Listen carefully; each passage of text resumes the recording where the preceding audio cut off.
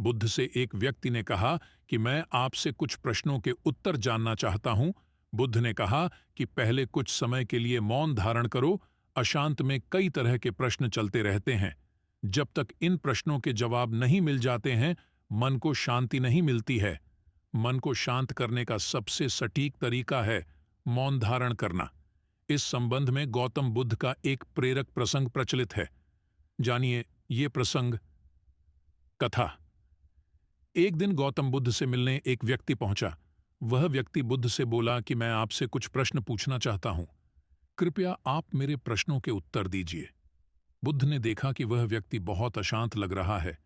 उन्होंने कहा कि मैं तुम्हारे सभी प्रश्नों के उत्तर दे दूंगा, लेकिन तुम्हें 1 साल तक मौन धारण करना होगा।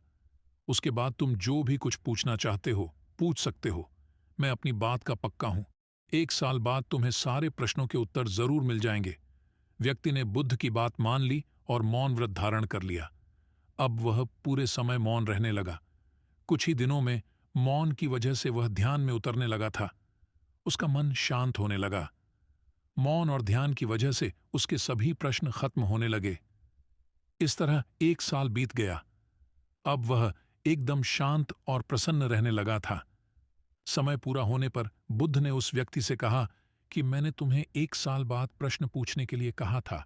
आज 1 साल पूरा हो गया है।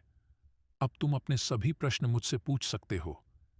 ये बात सुनकर व्यक्ति प्रसन्न होकर बोला कि आज मेरे पास आपसे पूछने के लिए कोई प्रश्न नहीं है।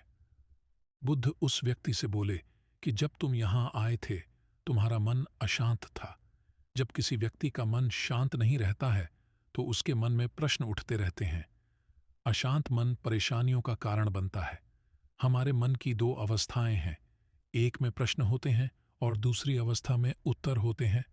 मौन की वजह से हमारा मन दूसरी अवस्था में पहुंच जाता है, जहां हमारे प्रश्न खत्म हो जाते हैं और हमारे